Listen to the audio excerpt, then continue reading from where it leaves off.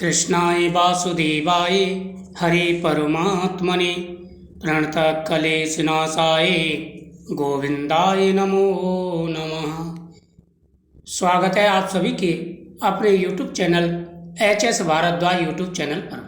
आज मैं आपको माघ मास के 6वें अध्याय की कथा सुना रहा हूँ।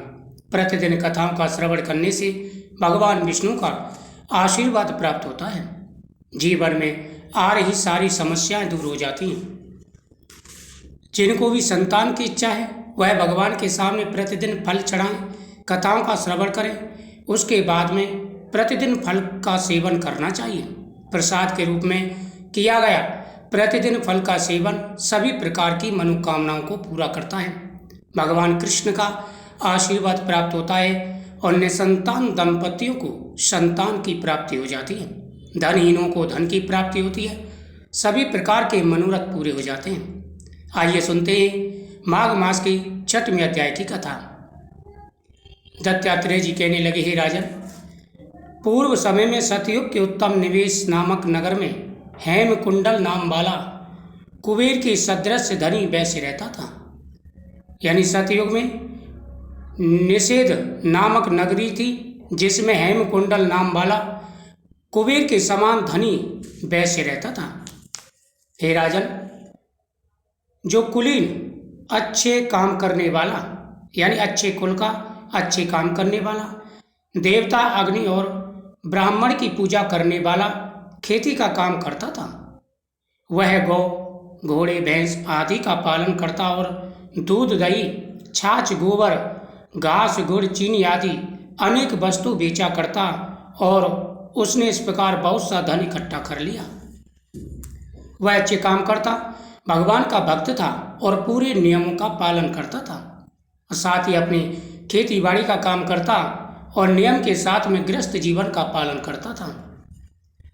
जब वह बूढ़ा हो गया तो मृत्यु को निकट समझकर उसने धर्म के कार्य करने प्रारंभ कर दिए। भगवान विष्णु का मंदिर बनवाया, कुआं तालाब बावड़ी का निर्माण कराया, आम आदि के बगीचे लगवाए, पीपल के वृक्ष लगवाए, सुंदर बाग बगीचे लगवाए। सूर्योदय से सूर्यास्त तक वह दान करता, गांव के चारों तरफ जल की प्याऊ लगवाई। अब उसका यही नियम था। बुढ़ापा नजदीक आ गया था। उसने धर्म कर्म के कार्य करने प्रारंभ कर दिए। बगीचे लगवाना, प्याऊ लगवाना, जरूरतमंदों की सहायता करना, यह उसका नियम बन चुका था। उसने सारे जन्म भर जितने पाप किए थे उनका प्रायश्चित करता था। इस प्रकार उसके 2 पुत्र उत्पन्न हुए जिसका नाम उसने कुंडल और विकुंडल रखा। जब दोनों लड़के युवावस्था को प्राप्त हुए तो हेमकुंडल वैश्य गृहस्थी का कार्य भार उन पर सौंपकर भगवान की तपस्या के निमित्त वन में चला गया। और जब हेमकुंडल के पुत्र बड़े हुए कुंडल विकुंडल, तो उसने अपने राज्य को, अपने कार्य को, अपने गृहस्थ जीवन के सभी भारियों को उनको सौंप दिया और खुद वह तपस्या करने के लिए वन में चला गया। भगवान विष्णु की आराधना में शरीर को सुखाकर अंत में विष्णु लोक को प्राप्त हुआ। हे राजन, व्यक्ति को नियम पूर्वक इसी प्रकार से अपने धर्म का पालन करना चाहिए। उसके दोनों पुत्र लक्ष्मी के मद को प्राप्त हो गए। अब क्या हुआ कि हेमकुंडल तो चला गया तपस्या करने के लिए। इधर उनके जो दोनों पुत्र थे कुंडल और विकुंडल, दोनों ही धन के मद में अंधे हो गए और बुरे काम करने लगे, बुरे कर्मों में लग गए, वैश्यागामी बन गए। बीड़ा और बाजी लेकर वैश्याओं के साथ गाते फिरते थे।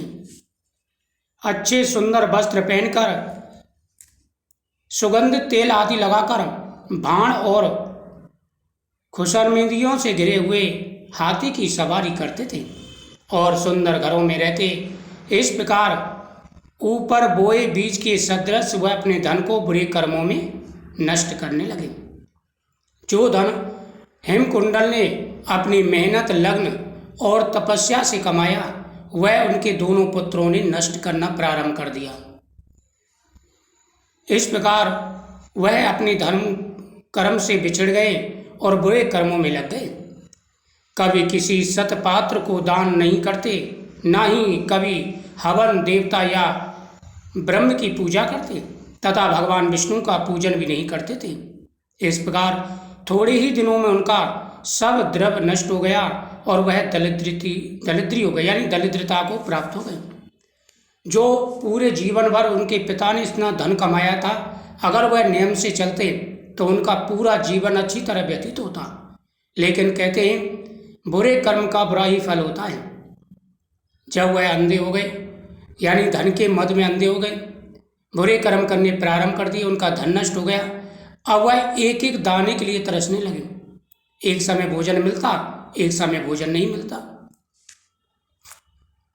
कहते हैं कि बुरा कर्म करने वाले को थोड़े समय में ही सुख प्राप्त होता है, लेकिन जब उसका फल मिलना प्रारंभ होता है तो उसका एक एक दिन हजारों वर्षों के समान प्रतीत होता है। इतना कष्ट उसको मिलता है।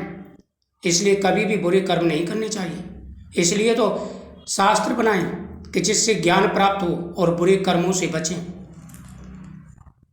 इस प्रकार भाई, जन, सेवक, उपजीवी सब उनको छोड़कर चले गए और राजा के भय से नगर को छोड़कर चोर तथा डाकुओं के साथ वन में रहने लगे। वहां अपने तीखे बाणों से वन के पक्षी, हिरण आदि पशु तथा हिंसक जीवों को मारकर खाने लगे। अब उनका धन नष्ट हो गया तो भाई, बंधु, परिवार वालों ने उनका साथ छोड़ दिया। अब उन्होंने क्या किया, वन में जाकर के चोरों के साथ में वह मिल गए और वहां जाकर के वह धन को, इस प्रकार चोर डाकुओं के साथ मिलकर के वन पशुओं को मारकर खाने लगे। और वहां पर दोनों भाई अनेक प्रकार के दुखों को भोगने लगे। एक समय इनमें से एक पर्वत पर गया जिसको सिंह मारकर खा गया। अब क्या हुआ कि बुरे कर्म करने से उनकी आयु भी क्षीण हो गई। अब एक जने को पहाड़ पर सिंह ने मारकर खा लिया। दूसरा वन को गया, काले सर्प के डसने से मर गया। अब दोनों की मृत्यु भी हो गई। तब यमराज के दूत उन दोनों को बांधकर यम के पास लाए और कहने लगे कि महाराज, इन दोनों पापियों के लिए क्या आज्ञा है। अब दोनों की मृत्यु हो गई। मृत्यु के बाद में दोनों को यमदूत पकड़ करके यमराज के सामने ले गए और जाकर के कहने लगे कि महाराज, अब आप आज्ञा दीजिए कि इन दुष्टों को क्या सजा दी जाए। अब उनको कर्मों का फल मिलेगा। इति श्री पद्म पुराण अंतर्गत 6वां अध्याय समाप्त हुआ। ओम नमो भगवते वासुदेवाय नमः। प्रतिदिन कथाओं का श्रवण करने से ज्ञान प्राप्त होता है, पापों का नाश होता है और प्रत्येक मनोकामना पूरी हो जाती है।